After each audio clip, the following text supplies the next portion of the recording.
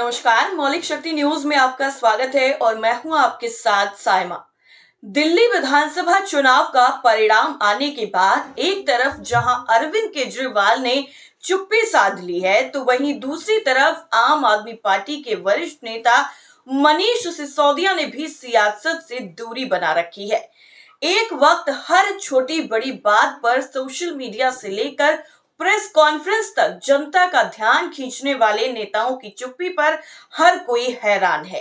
दरअसल दिल्ली चुनाव में मिली हार के बाद इन नेताओं ने ना तो कोई सियासी बयान दिया है और ना ही कोई ऐसी पहल की है जिससे ये दोनों नेता फिर से चर्चाओं में आ सके। हालांकि अरविंद केजरीवाल पिछले दिनों एक बार जरूर चर्चा में आए जब वो विपश्यना के लिए पंजाब रवाना हुए। उस दौरान उनकी भारी भरकम सुरक्षा को लेकर सियासी गलियारों में चर्चाएं जरूर शुरू हुई, लेकिन मनीष सिसोदिया तो पूरे राजनीतिक परिदृश्य से ही गायब रहे। हालांकि अब मनीष सिसोदिया ने खुद इसकी जानकारी दी है। अब क्या है वो जानकारी और क्या कुछ कहा है मनीष सिसोदिया ने, चलिए बताते हैं। दरअसल दिल्ली चुनाव के बाद राजनीतिक रूप से मौन हुए मनीष सिसोदिया ने अपनी पिछले दिनों की यात्रा की जानकारी दी। उन्होंने अपने सोशल मीडिया अकाउंट एक्स पर बताया है कि पिछले 11 दिनों से मैं राजस्थान के एक गांव में विपश्यना ध्यान शिविर में था। मौन, एकांत और अपने ही अंतर मन का अवलोकन। फोन भी बंद था, बाहरी दुनिया से पूरी तरह कटा हुआ। अब सुबह ही शिविर पूरा हुआ।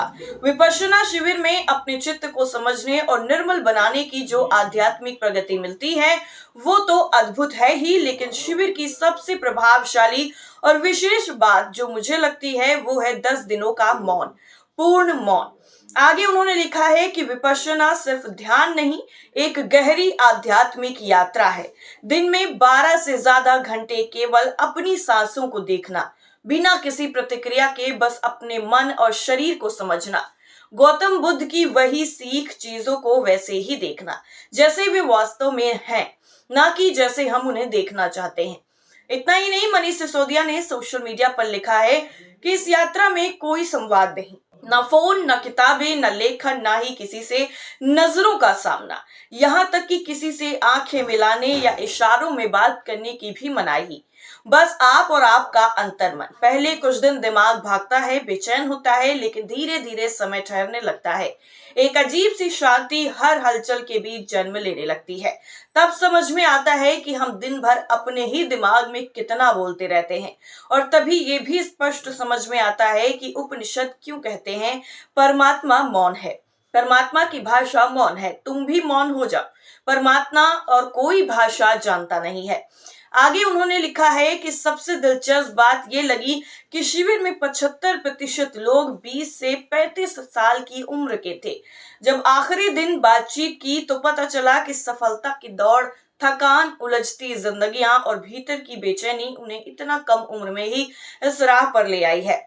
उनकी शिकायत थी कि जिस शिक्षा ने उन्हें सफलता की इस दौड़ के लायक बनाया है, उसमें इस थकान और इन उलझनों से निपटने का मंत्र भी सिखा दिया जाता तो हर पढ़े लिखे इंसान की जिंदगी कितनी खुशहाल भी हो सकती है।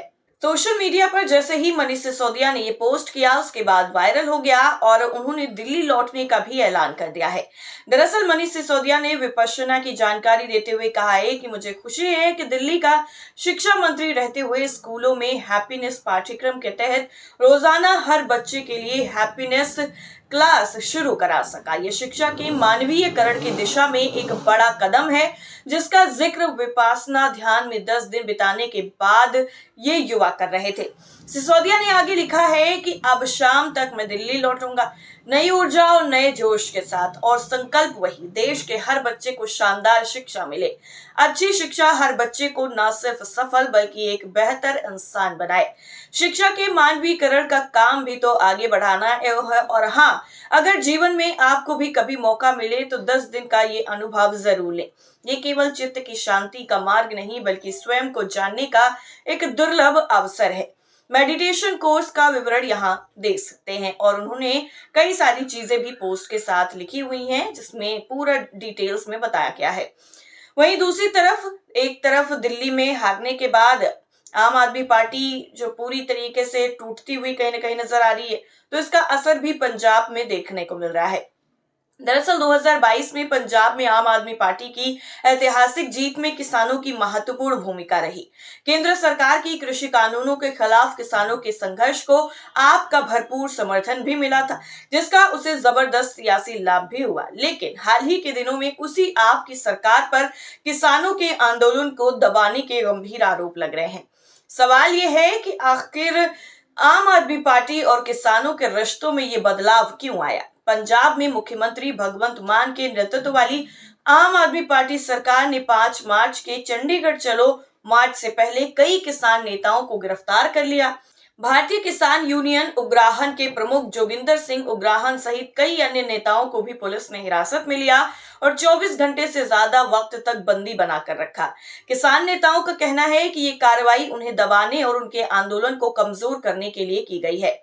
ये वही आम आदमी पार्टी है जिसने दिल्ली में किसानों के विरोध प्रदर्शन का खुलकर समर्थन किया था, लेकिन अब दिल्ली की सत्ता के जाने के बाद उसकी नीति बदल गई है। ऐसा साफ तौर पर नजर भी आ रहा है। जब भगवंत मान विपक्ष में थे तब उन्होंने खुद किसान आंदोलनों में भाग लिया था, लेकिन अब उनका रवैया साफ तौर पर बदलता हुआ नजर आ रहा है। किसान नेताओं के मुताबिक पहले की सरकारें कांग्रेस और बीजेपी अकाली दल भी विरोध दबाने के लिए कदम उठाती थी, लेकिन आप सरकार ने इस मामले में ज्यादा सख्ती दिखाई है। भगवंत मान पर आरोप है कि वो किसानों के साथ बैठक बीच में ही छोड़कर चले गए, जो किसी भी मुख्यमंत्री के लिए बहुत ही अटपटा कदम माना जा रहा है। यही वजह है कि पंजाब के किसान नेताओं को लगता है कि सत्ता में आने के बाद उनके नजरिए में परिवर्तन आया है, क्योंकि दिल्ली की सीमाओं पर जब किसान रास्ता रोके बैठे थे तो तब दिल्ली के मुख्यमंत्री रहते हुए अरविंद केजरीवाल खुद उनके समर्थन के लिए पहुंच गए थे। वहीं पंजाब की सबसे बड़ी किसान संगठन भारतीय किसान यूनियन उग्राहन के अध्यक्ष जोगिंदर सिंह उग्राहन ने मीडिया को बताया है कि आम आदमी पार्टी खुद एक आंदोलन से निकली थी और उसने धरना प्रदर्शन की राजनीति को अपनी पहचान बनाया था। दिल्ली में आप सरकार ने किसान आंदोलन का पूरा समर्थन किया, लेकिन पंजाब सरकार की रणनीति बदल गई है। अब वही आप सरकार किसानों के विरोध को दबाने के लिए पुलिस और प्रशासन का इस्तेमाल कर रही है। जिस तरीके से किसानों की तरफ से ये आरोप लगाया जा रहा है, इससे ये साफ नजर आ रहा है कि अरविंद केजरीवाल और उनकी पार्टी की सत्ता में आने के बाद राजनीति और रणनीति दोनों पंजाब में बदल गई है। ऐसे में आने वाले दिनों में सियासी तौर पर पंजाब की स्थिति दिलचस्प रहने वाली है, जहां की सरकार अब तक खुलकर आंदोलनों और धरना प्रदर्शनों को बढ़ावा देती आ रही थी, लेकिन अचानक उसने यू टर्न लेकर उन्हें हर हाल में रोकने की ठान रखी है। क्या है आपकी राय इस पूरी खबर को लेकर? कमेंट करके जरूर बताइए। फिलहाल के लिए इतना ही। आप जुड़े रहिए मौलिक शक्ति न्यूज के साथ। नमस्कार।